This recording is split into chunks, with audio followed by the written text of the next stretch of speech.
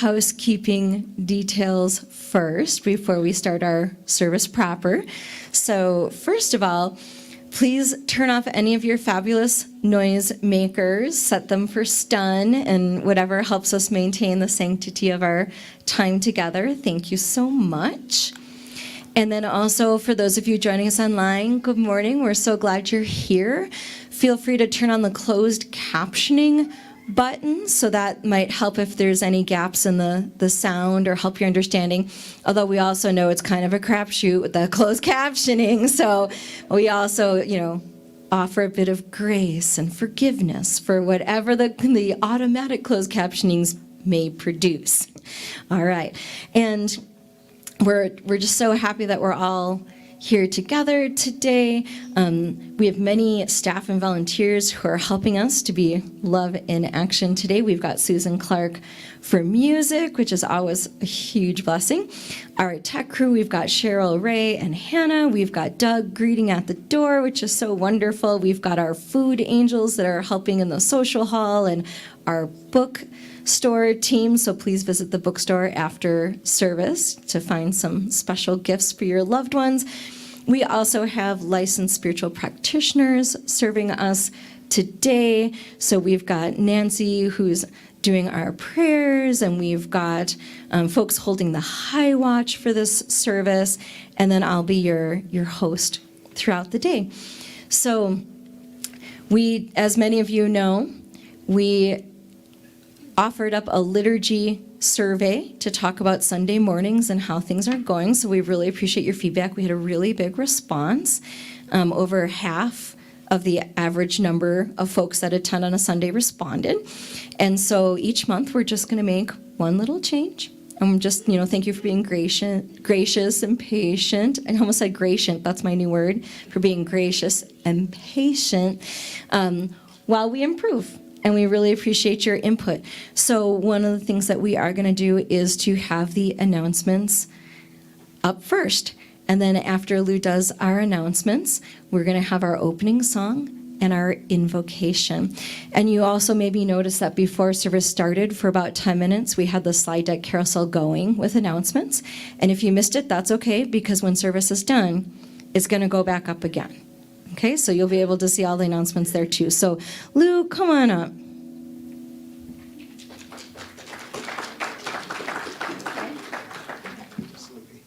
Good morning, everybody. This is my friend.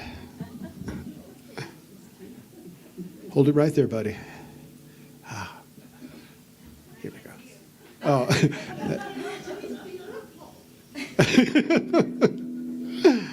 So, again, welcome everyone. And the main announcements for today is there's been a new group formed of youth, and it's sponsored by board president Mark Ayers and his organization. Love the name, A+ Academy Coaching, and our center, Rio Grande Center for Spiritual Living. And the youth are going to be involved in community projects throughout Albuquerque, all over Albuquerque. And they're kicking it off with an initial project of coordinating the annual Hug a Buddy campaign. Now, there's just a few of them by your seats this day, and I was here early, so I grabbed one first. But as the weeks go by, there'll be more and more. These students in their community projects, and the goal is to give these toys for youth in very challenged circumstances. They'll be given to paramedics, firefighters, APD, and then eventually to the youth that will have them. There's going to be a cleanse in March near the equinox, and this will, based on Debbie Ford's 21-day consciousness cleanse. This will be followed up in May, sometime in May, after this cleanse, another cleanse, your housekeeping cleanse, that will lead to a yard sale that will happen in May. There's a memorial service for a very beloved spiritual force in this community, Reverend Patrick Pollard. The service will be on February 27th at 6 p.m. If anybody has quality digital photos, please contact the center and for a slideshow on that. And there will be and for anybody who would like to bring hors d'oeuvres for a reception that will follow. Monday, from 7 to 8:30 each week, Simone King will be doing a support group for parents and teens. If you have any questions about this, please call the center. Linda Fallon will be doing the healing session afterwards today in the practitioner's office. And then finally, the next drumming circle is on February 2021. Thank you all again. Did I get it? Okay. You said I did. Thank you.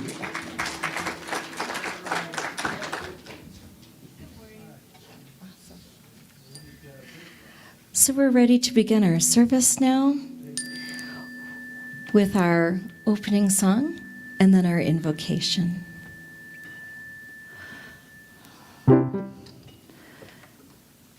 Good morning. So this is one of my songs, kind of. It's just a short little song. Could you please stand while we do our opening song, if you feel like it, if you are able? This is kind of a bouncy little thing. It's a bouncy little thing. I'll play a little bit of it just to give you an idea, okay?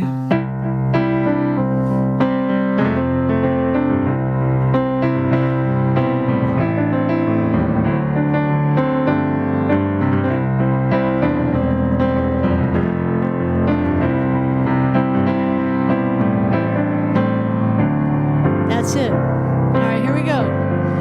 Take care of your mind. Fill up your loving cup with thoughts of unlimited joy and unconditional love.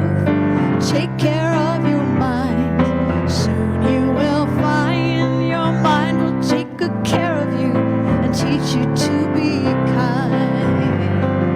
Take care of your body. Fill up your loving cup with thoughts of unlimited joy and unconditional love. Take care of your body. Soon you will find your body will take good care of you and teach you to be kind. Are you getting it? All right, now that you're getting it, you can just up the volume a little bit. Turn it up to 11, okay? Here we go. Take care of your spirit. Fill up your loving cup with thoughts of unlimited joy and unconditional love. Take care of your spirit. Soon you will find your spirit will take good care of you and teach you to be kind. Take care of your mind. Fill up a cup with thoughts of unlimited joy and unconditional love. Take care of your mind. Soon you will find your mind will take good care of you. Your body will take good care of you. Your spirit will take good care of you and teach you to be kind.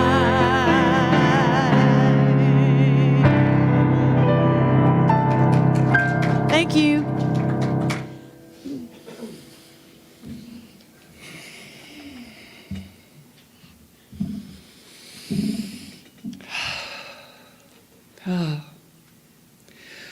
So breathing into this moment, I recognize that God is everywhere present. That in this moment, the fullness of Spirit embraces us completely, wholly, to the bottoms of our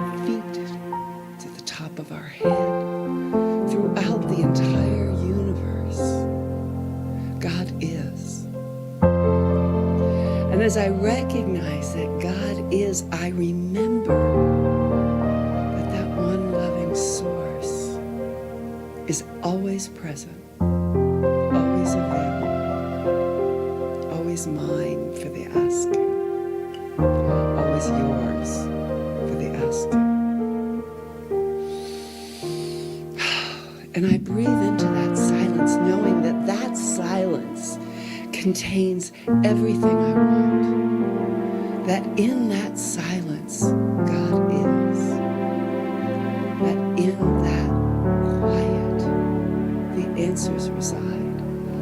And God loves so completely that the answers are forever available. And I remember that each one of us is that divine expressing. Each one of us is tapped into that knowingness, that perfection of spirit that allows loving kindness to rise up and express through each of us.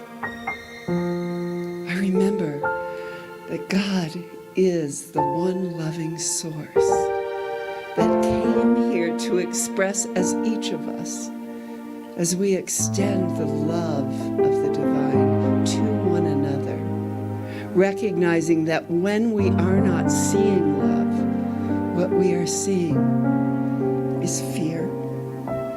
We are seeing the call for love. And so I affirm that each one of us is present enough to recognize that and respond with the love that is asking to be expressed in this moment, in every moment, in all our lives. And so as I remember this, I know that this time together is perfect just as it is, that we have come to hear the message that God would have us here today. And I know with complete certainty that each person here and each person not here hears exactly what they need to hear, that takes the answer that is being given them and holds it in their heart, knowing that that is the divine guidance that will help them to always choose love. And so as I recognize that everyone is that love, that you are that love, that I am that love, that we are that love, I give thanks. I express the gratitude that is the natural expression of being touched by God. And then I let it go because I know that God's got it covered and that I need do nothing but listen.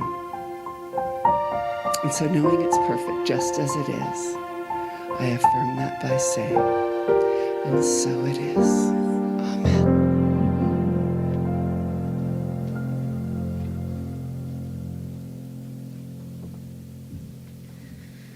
Oh, thank you so much, Nancy. That was a beautiful prayer. So again, welcome to the Rio Grande Center for Spiritual Living. We're so grateful that everyone is here today, whether you're in the seats or online. We are transforming the world with the power of love in action. And so now that we've had our opening song and we've had our beautiful opening prayer, it's time to take a moment just to speak about what centers us here at the Rio Grande Center for Spiritual Living, as if you couldn't already tell. And you've already gotten a good sense of us here, especially for our visitors who are here today to hear our special guest speakers. I know we have lots of awesome visitors here, but just to let you know a bit about the Rio Grande Center for Spiritual Living, we are anchored in the principles of science of mind, or some people say new thought or ageless wisdom. And if we had to give up some gotta habits here, we really believe that there is one power in the universe, that it's known by many names. Call it what you will. The words don't really matter. It's the essence itself. And that we also believe that our thoughts are creative, So we take care of what's in our minds, and sometimes we are very skillful with what we create, and sometimes we are not. And there's no judgment. That's why we're in spiritual community together, so we can all learn and grow and support each other and remember the truth for each other when we forget. And when we forget that we are expressions of that one loving source. And as Nancy already so beautifully wove into her prayer, we also know that everything is either love or a call for love, which we also know from our friends at A Course in Miracles, so we're very aligned with those teachings as well. And we also know that each person, because we are expressions of the divine, each person is whole, complete, and perfect.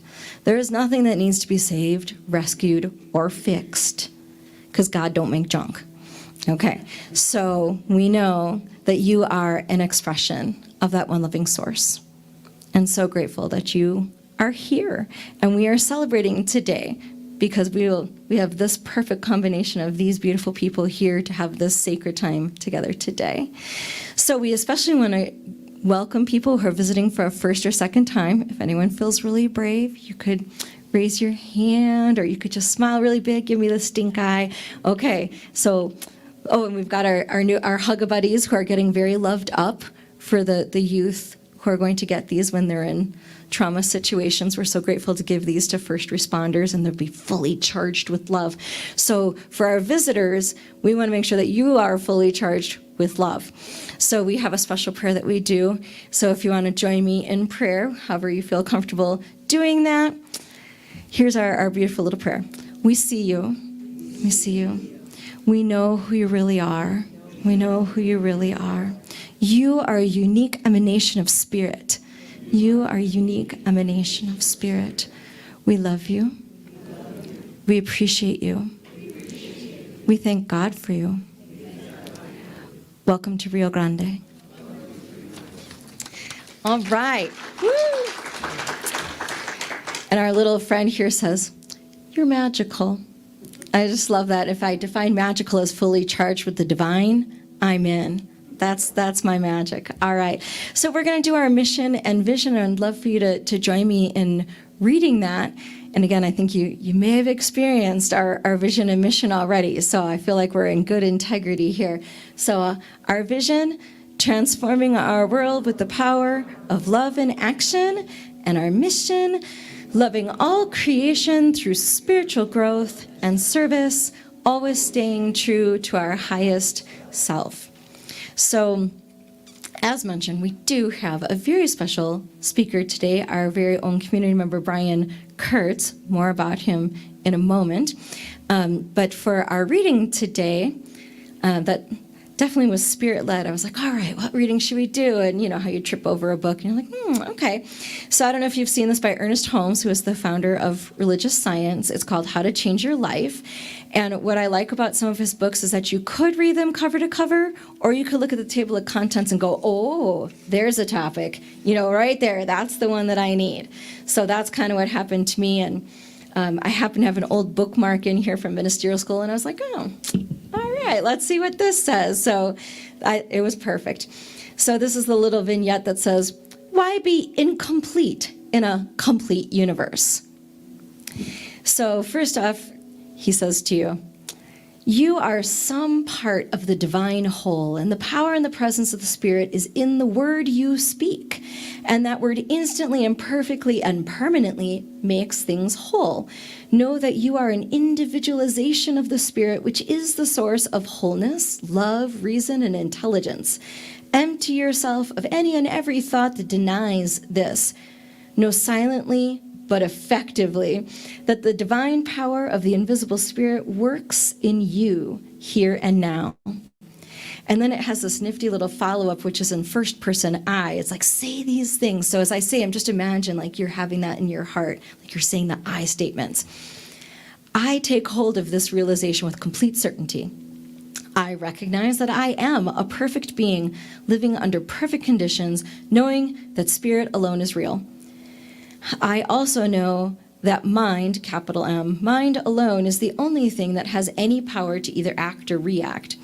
Everything I think, say, or do today shall be thought, said, and done from a spiritual viewpoint of God and everything.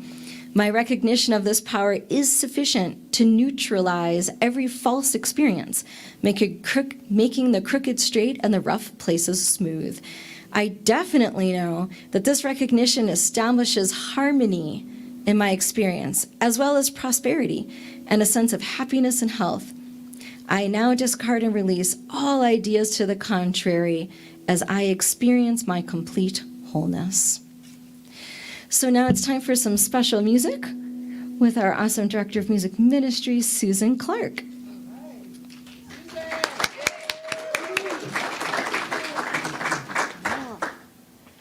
Thank you. My posse's here. All right. I have some James Taylor, a song I hadn't done for a while, and I could not find my cheat sheets for it, so I had to start all over again with it. Not a simple song, actually. All right.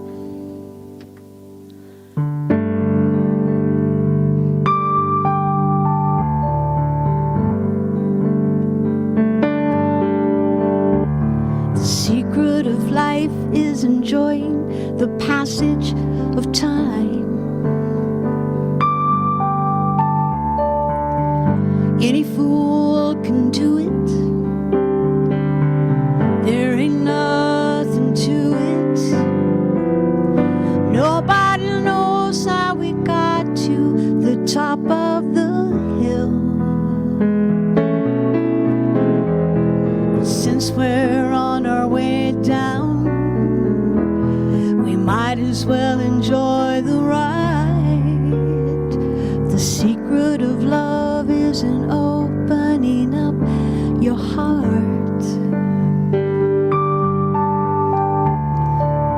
It's okay to feel afraid, but don't let it stand in your way.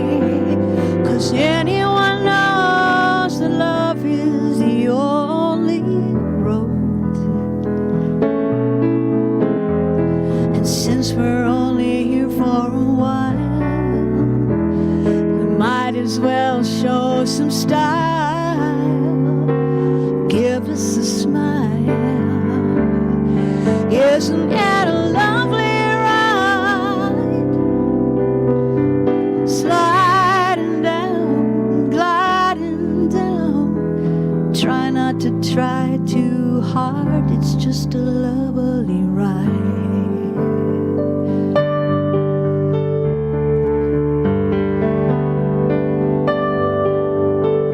Now the thing about time is that time isn't really real.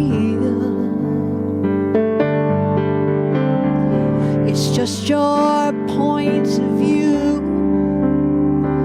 How does it feel for you? Einstein said that he could never understand it all. Planets spinning through space, that smile upon your face. Welcome to the human race. Some kind of lovely ride. I'll be sliding down, you'll see me gliding down. Try not to try too hard, it's just a lovely ride. Isn't it a lovely ride? We'll all be sliding down, gliding down. Just try not to try too hard, it's just a lovely ride.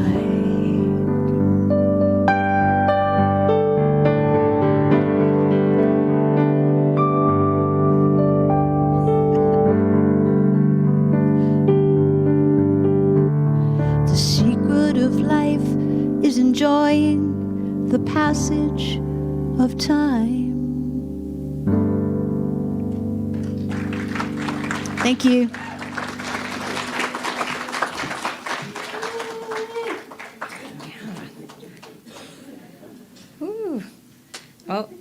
just closed the thing I needed to open to tell you about Brian, because I'm very excited.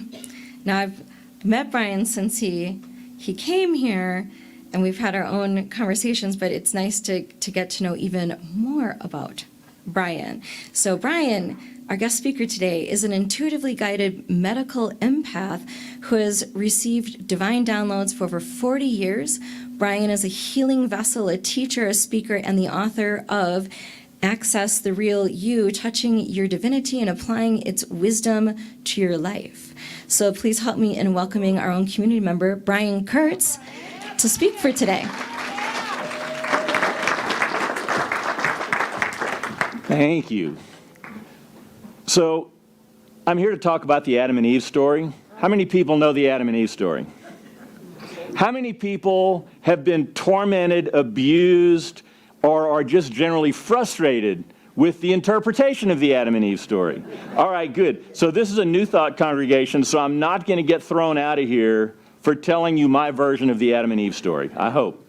So let's just get down to, first of all, I've given you notes on all of your chairs. Don't look at the notes now. Just be here and know that everything I'm going to tell you is already in the notes. You can take it with you and have a great time with it. So you got Adam and Eve, okay? God makes Adam, then he makes Eve, and then he's there the garden's already made, and he says, "Hey, Adam, Eve, I'm God. Welcome to the Garden of Eden. I've made all of this just for you. It's perfect. You're perfect. I'm perfect. We're all perfect. Everything is perfect. The ground here is so soft, you don't even need a bed to lie down on. The weather here is so perfect, you don't even need to wear clothes. Just hang out, be here, be fruitful, and multiply. Oh, I'm going to give you some body parts. You're going to love being fruitful and multiplying. You're going to have a great time with it. So just populate the planet, okay? Have a great time with all of that." Now, at that point, God says, all right, all of this perfection is here for you. There's just one catch, because, there's always got to be a catch, right? One catch. See that tree over there? That tree has fruit on it. Do not eat the fruit from that tree. Why? Because that fruit contains the knowledge of good and evil. I don't want you to have the knowledge of good and evil. Just stay the heck away from the tree, okay? Well, now keep in mind, we're talking Judeo-Christian scripture here, which was written by a patriarchy, so that Adam's always the victim, Eve's to blame, right? And then there's this snake that comes in, and it couldn't be like a little puppy. That wouldn't be very scary or intimidating. So you've got this snake who comes in and says, "Hey, Eve, you got to try this." And she talks to Adam, and, "Hey, you ought to try this." Next thing you know, Adam has a bite of this fruit, and he has the knowledge of good and evil. Then he says, "Hey, Eve, try this." So Eve has a bite of whatever it is, and she has the knowledge of good and evil. Next thing you know, they both have the knowledge of good and evil. And they look around, and they look down at themselves like, "We're not wearing any clothes. Is that good or evil? Ooh, must be evil. We better hide, right? We better cover it up." So then they grab a fig leaf or whatever was nearby, and then they realize, oh man, God only gave us one rule and we blew it. We must be evil. Oh, we better go hide. So they run and hide behind a bush or something. And about that time, God comes out, because God's God and God sees everything. "Hey, Adam, Eve, how's the first 5 minutes in the garden going?" And they're like, he made me do this and she made me do that, and the snake, and we're bad.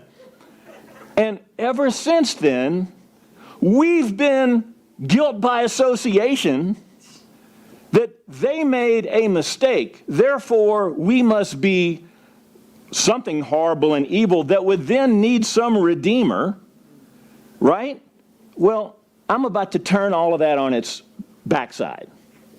So here's the thing. I believe that what that was really trying to say was to avoid the knowledge, as in brain stuff, and let this run the show. How many of you have heard, listen to your heart, listen to your gut? What does your gut tell you, right? There's actually these things called sensory neurites in the heart-gut neural network. There's a place called the Institute for Heart Math. They've done about 30 years of study on this. And they've found that this heart-gut neural network is actually sending more up to here than is coming down from here. Now, this is a key message, Because this always knows, and this unifies. This splits, divides, creates chaos.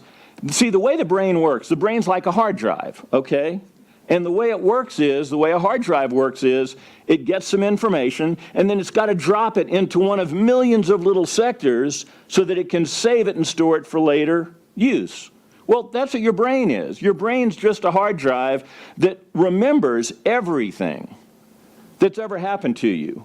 Now, what a thought is a combination of brain cells flashing together. And a thought about the thought might be some other brain cells related to those first brain cells, and so it just kind of goes down the line. Now, here's the thing about that, though. None of that is this.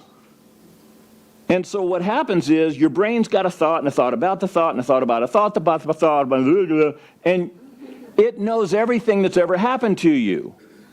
And it's trying to tie in everything that's happening now with everything that's ever happened to you. And all of that jumble is very believable because it knows you better than you know you. But it's not this. So your brain is going to split everything from everything else. Now, I'm going to back up a little bit.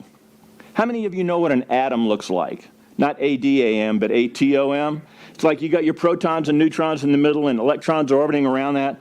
We've all seen that in our grade school science book, but the thing is, that sucker's not drawn to scale.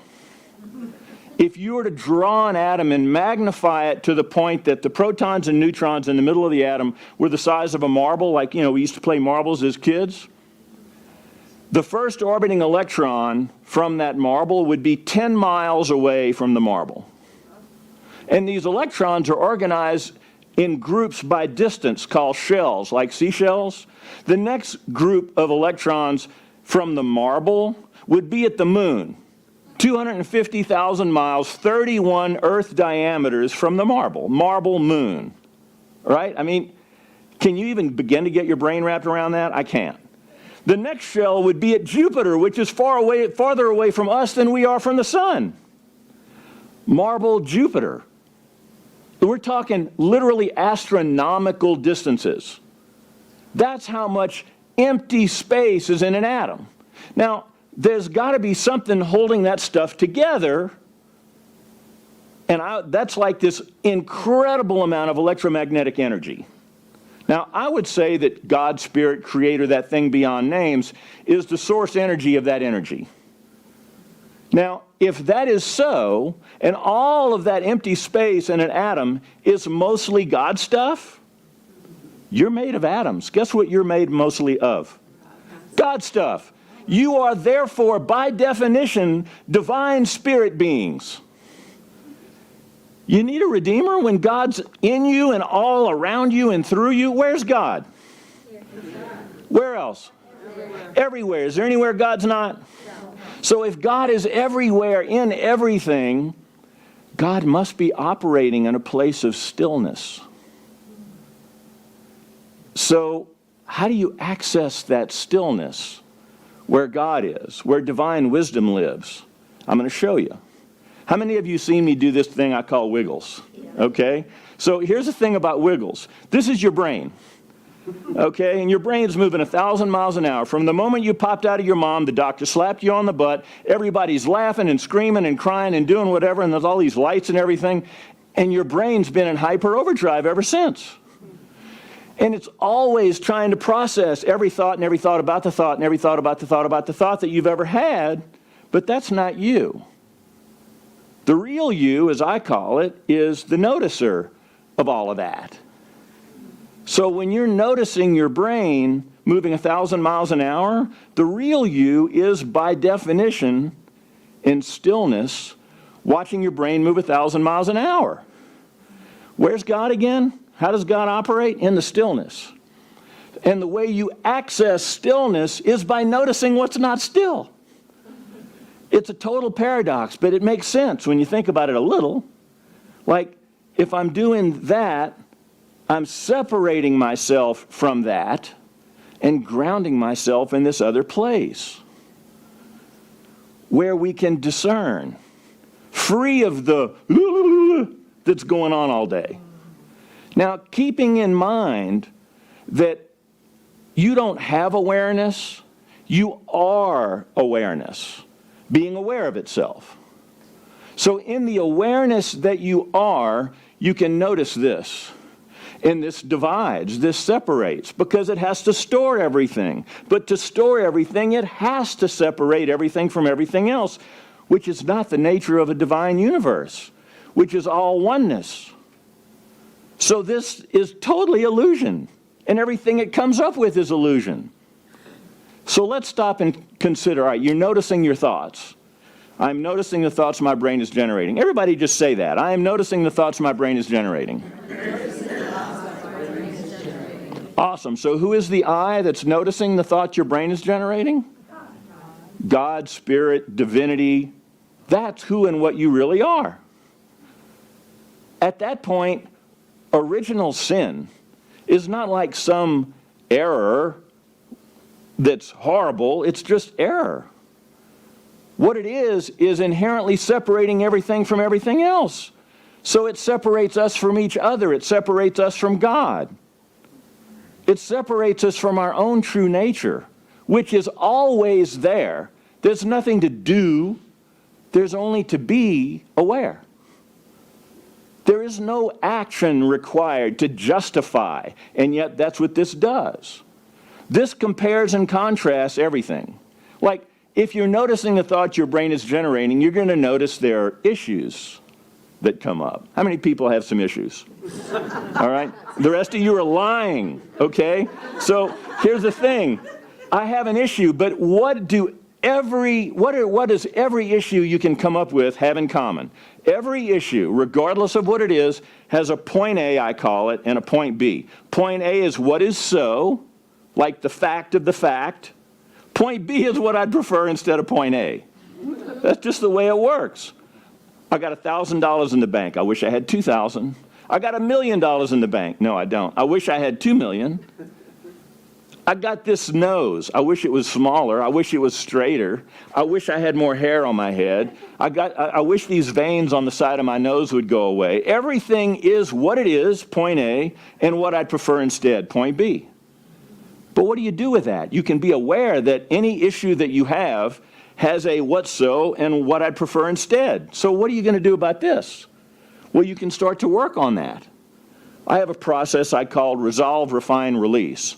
I can work on resolving the issue that is the preference. If I've done all I can to resolve the issue and I still can't, then I can refine who I'm going to be about the thing I can't resolve. And if I've done all the refining I can do and there's still stuff left, I'm going to release it. Now, let's talk just a second about resolve, okay? Resolve ultimately is I'm here and I want to get to here. If you can rise above the situation a little bit and have a perspective, you can say, oh, I'm here, I need to get there, and to get there, I'm going to have to do this and go around that and over that, and then I'll get there. Well, what happens if you can't get there? You've done everything you can do, and there's situations where you can't resolve the issue. All right, I'm going to refine who I'm going to be about that. Like, I've wanted to be up here for a while. And those who know me know it's like, yeah, Brian, get over it. You'll get your time, right? It all happens as it's supposed to. But in the meantime, could I cut myself slack? Could I, am I worthy? What is worthy? Worthy is a comparison between what's so and what I'd prefer instead.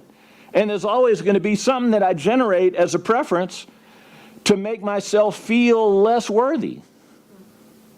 And I might be saying, well, I'm worthy. How about them? It's them. But what's that, right? That's just an externalization of the same thing.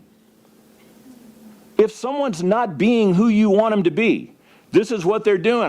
This is what she said. I wish she'd said that. This is what he did. I wish he'd done that. Right? Does it ever end? No. Why does it never end? Because we got this. It never stops. But you're not this. You're the noticer of that. So in noticing that you can notice what you're noticing, you're separating the real you from that every time. But let's stop and think about this comparison thing. If what we do all day is compare something about what's so about us to that which we would prefer. That can either be a stimulus to progressing, growing, evolving, or it could be something we use to beat the heck out of ourselves all day. Which would feel better? I'm on the road to, or I'm a screw up because I'm not there yet. But you're in the same place. Who are you going to be about it? It's the same thing. How many people are sports fans? Okay, I grew up in the Deep South. I grew up in South Louisiana. I was a New Orleans Saints fan. Okay, our arch rival was the Atlanta Falcons. Just a bunch of guys playing football. But I met a guy in college who was from Atlanta. I immediately despised and distrusted this guy because he was from a city. Okay? And until I got to know him and other folks from Atlanta, I realized, oh, okay, the folks in Atlanta are pretty cool.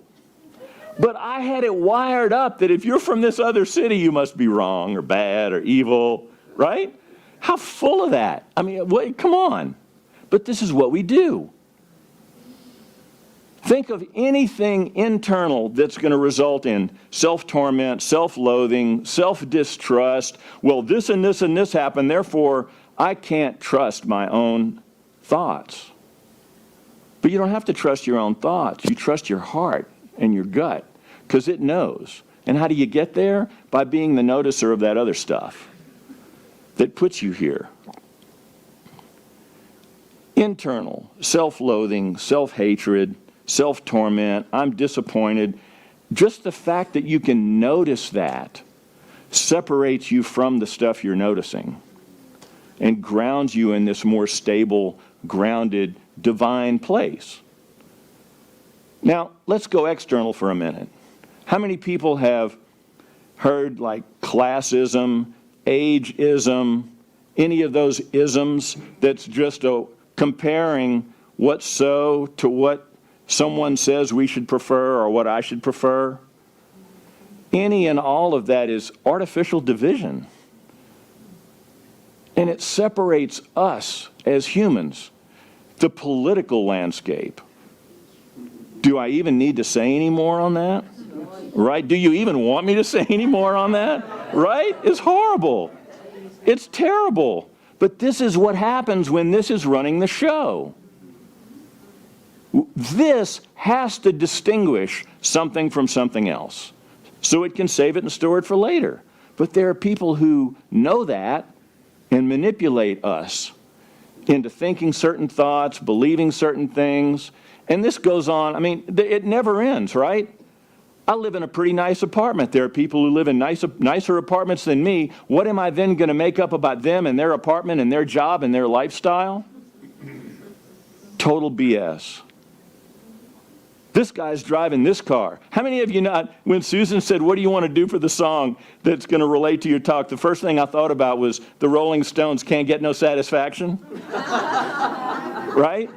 But it's like, well, I'm not going to trust that guy because he doesn't smoke the same cigarettes as me or whatever. You know, he's not a real man. He's not, right? Total BS that's comparing something that's a what's so to a preference that marketing companies, by definition, that's their job, is to create some sort of need versus what's so. And we fall prey to it. Designer clothing. Cars with certain striping or white wall tires. Right? It never ends. And it never will. But if you can laugh about it and notice it and not take it seriously, then you can just walking through life like the passage of time. Be in the flow of all of it. The river's just flowing. How much effort is it to float down the river? None. You just float or be in a boat or whatever, and it's just going to carry you along. But what if I want to go faster? Well, that's a preference. Well, what if I want to go slower? Well, what if it's too hot? What if it's too cold? Any and all of that is just a what's so versus what you'd prefer. Just be. It's so much easier. So I'll leave you with a couple little extra tidbits. Mark Twain said, comparison is the death of joy. Brian Kurtz says awareness is the death of comparison. Okay? You can't stop this. But Brian, I can't meditate. I can't get my brain to sit still. You don't have to. Your meditation could be noticing your brain not sitting still. For me, I'm Mr. ADHD, right? I can't sit still. My brain never stops, all day. I'm driving here, squirrel, right? All day, it never stops. I wake up with it, I go to sleep with it. I could make myself wrong about it. Or I could say, hey, I can tune in and let all of that energy be channeled into something more useful. So in being me, I get to be a contribution. How many of you are puzzle people? Okay, so imagine if you got a puzzle, one of those 1,000-piece puzzles, right? And you take it out of the box, and you got the little picture on the box, but you turn all of the pieces over to the cardboard side, bare cardboard side. It makes it a lot tougher to figure the puzzle out. But guess what? Even if you turn them up, it's going to take you a while to put the puzzle together, because even if you can see the picture, you still got to figure out where on the picture that piece goes. And the thing is, most of the puzzle pieces look a lot alike, right? So imagine if you're a puzzle piece. Imagine that instead of dividing each of us into a piece, we're actually part of a puzzle, the whole puzzle. If you put a puzzle together and one piece is missing, how glaring is that omission? That's how important each of you is to the whole. The puzzle's not finished without you. And all you got to do is be your piece of the puzzle. You don't want to be anybody else's piece, because then you got two identical puzzle pieces and the puzzle can't go together. Each of you is here as a unique divine emanation of spirit. If you can be most you and continually evolving in what that awareness and who you really are is, you're becoming more and more of a contribution. For years, I got told, shut up. 3rd grade, teacher would ask a question, my hand would go up, and out would come the answer. I didn't even wait to get called on, right? And about midway through 3rd grade, the teacher came up and grabbed me by the arms and said, please shut up. And I'm like, man, I still remember it. I was 8 years old. We're talking 10 years after dirt was made, okay? But it's a long time I've been carrying stuff like that. And now I get to be me that way. Each of you has your piece. You may say, I'm too quiet, I wish I had more. I'm too tall, I wish I had. I'm too short, I wish I had. Be you. No one else can. No one else is supposed to be. So the lesson is, when you notice this thing, be the noticer of that, not identified with that. And be the awareness that you are. Thank you.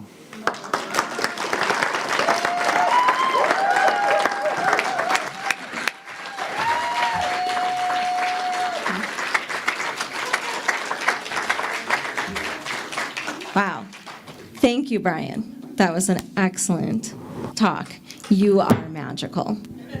It's written right here. It must be true. Oh my goodness. Let's take this to prayer so we can anchor this message in our hearts and then experience it out in the world in the week yet to come. So I'm going to ask our practitioners and minister friends to surround the room. So just know that as we pray, the arms of the divine are surrounding us. And let's drop into that noticer, drop into that space, the center of our center that knows who and what we really are. That expression of the one living source, of the all that is, of this thing that I choose to call God. I am, you are, we are, it is. And knowing that I am aligned with the divine that is the presence and power within. I speak my truth. I know the truth from the divine, that I know how to access the real me. The real me is that I am expressing as me, and everything else is just made up. And so turning inward when my brain is on fire with all sorts of craziness, I know that I can notice that and say, isn't that interesting? And not get sucked into the drama and the conditions and the conflagration and all the stories and crazy. Nope. Nope. I can resolve it. I can refine it. I can release it. And all of that happens from the seat of my being, where I access the real me, the I am who is expressing as me. And as we take a look at the week yet to come,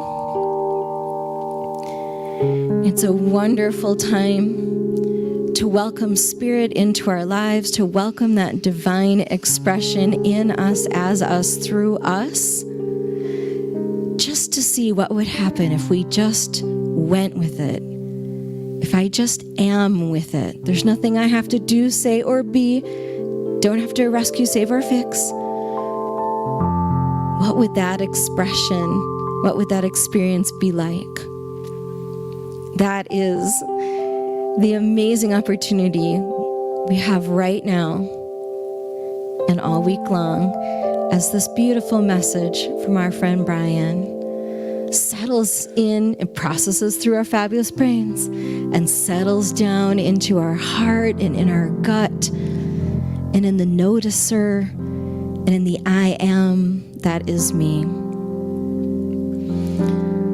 And so I know that each person here is truly blessed with this message, with this knowing, and that each one of us is living into this experience, this sacred divine experience of life, such as it is, and all its messy goodness. And so I give thanks for this very special time together. I give thanks for our speaker, Brian, and our music, and this beautiful spiritual community where we get to support each other.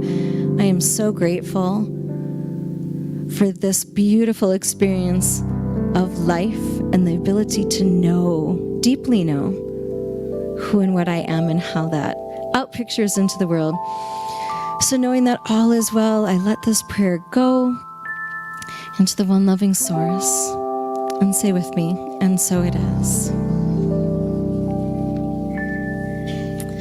All right, thank you, practitioners, and thank you again, Brian. I'm going to be sitting with that. Notice I didn't say thinking about that. I said I'm going to be sitting with that all week long.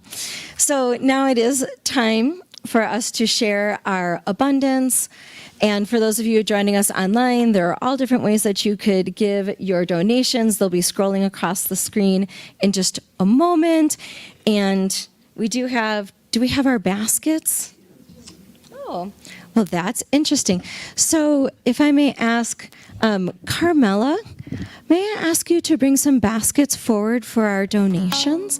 And so in just a moment, while the music is playing, there'll be some baskets in the front, so you can come up at your own speed in your own way. If you'd like to donate physically into the baskets, that's great too, or you can donate electronically online.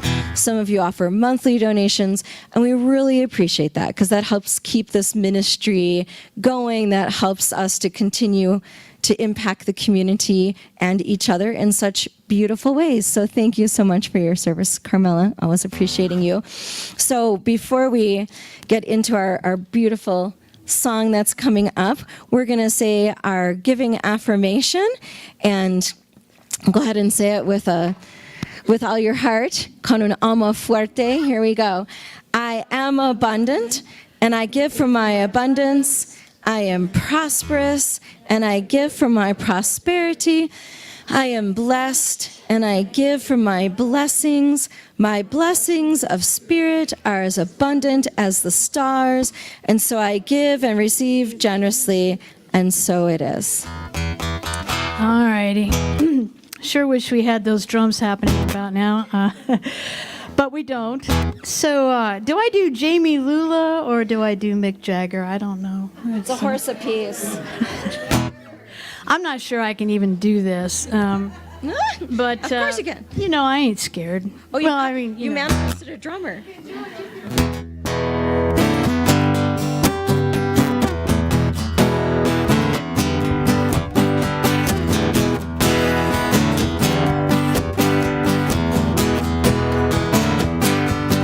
I can't get no satisfaction.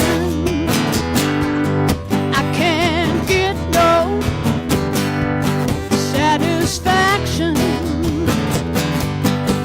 'Cause I try and I try and I try and I try. I can't get no. Hey, hey, hey. But I'm driving in my car when a man comes on the radio. He's telling me more and more about some useless information supposed to be my imagination. I can't get no. Hey, hey, hey. That's what I say. Hey, hey, hey. When I'm watching my TV and a man comes on and tells me how white my shirts can be, but he can't be a man 'cause he doesn't smoke the same cigarettes as me. I can't get no satisfaction. I can't get no. Hey, hey, hey. That's what I say. Oh, listen to me when I say I can't get no satisfaction. But I'm riding around the world and I'm doing this, I'm doing that.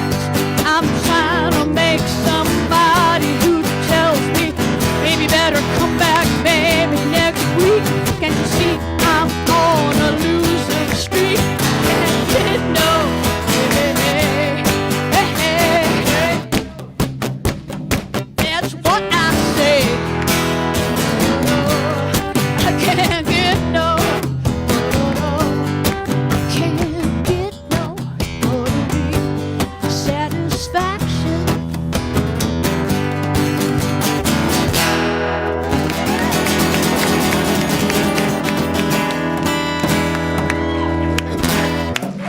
Thank you. Oh, thank you. You got your song there. Thank you so much, Susan and John, spontaneous drummer. Thank you. Only at the Rio Grande Center for Spiritual, we're like, oh yeah, we're going there. It's awesome. So, folks, as we close our service, let's take a moment to bless the offerings. Wow, there's a fabulous echo. That was amazing.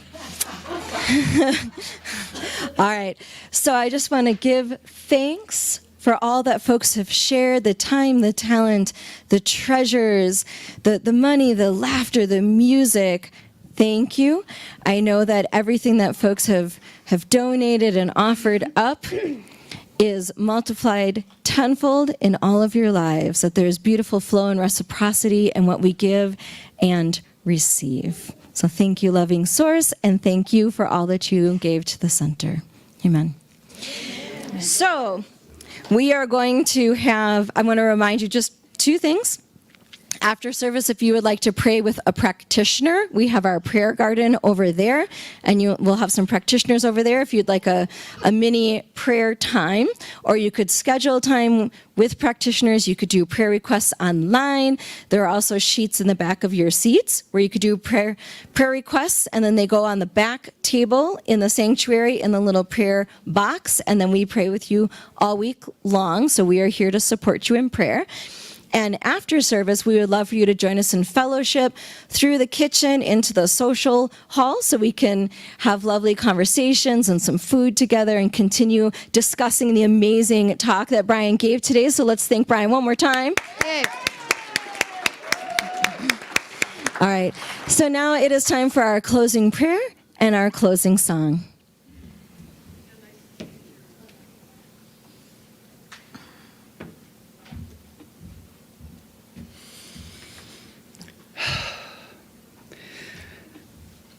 And so I take this moment to drop into that heart space of gratitude, to recognize that everything is in divine right order, that everything always was as it should be.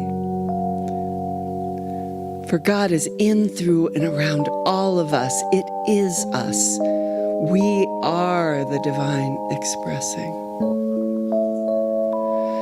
And in that heart space that informs of divine wisdom, there is a love that comes forth. It blossoms into a magnificence that is so brilliant that we can't even imagine the ripples that it takes out into the world. The hearts that are touched without us ever even knowing that they've been touched. And so I'm so grateful for Brian's talk this morning. I'm so grateful to remember that I am never the wiggle, that I am always the watcher, the observer, the awareness that knows that there's nothing wrong, that everything is perfect just as it is. And so I let go of any judgment I might have about what I think my preferences are. I release all that does not serve me. I invite everyone to release what does not serve them, knowing that if they cannot release it now, it's all perfect anyway. That everything unfolds just as it should. And when I allow that to be what it already is, I have the opportunity to recognize the gifts that God is providing in that moment. And so in this moment, I bless everyone. I allow those blessings to arise into the consciousness that blesses this place. Reverend Gill, in his conference in South Carolina, this congregation that supports us so fully and so completely, that rises up again and again to show us the beauty of who and what they are. I just step back and marvel at it. I marvel at that which is, allowing that which is to bless me as it blesses you, as it blesses all of us, as we are the puzzle piece that we were meant to be. So knowing that it's already done and all I need to do is float down that river, I just let it go. I bless it. I call it good because it always was and always will be, because it's all God. So knowing that, I say, and so it is. Amen.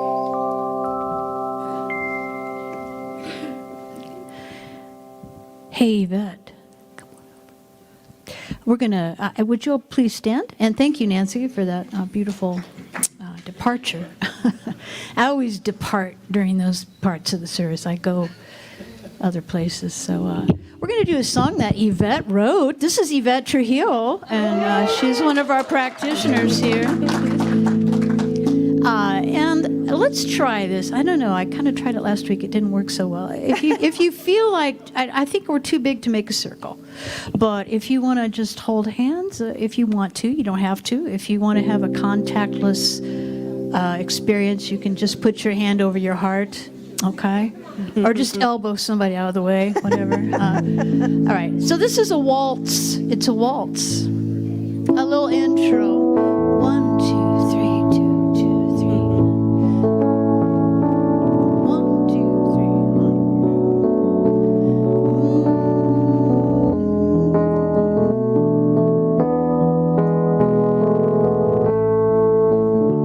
Here we go. Wherever you are, wherever you go, you're still in our hearts. You still belong here. If we don't see you, wherever you go, you're still in our hearts. You still belong here. And when you return, we will be right here. You're still in our hearts. You still belong here. You're still in our hearts. You still belong here. Happy Sunday.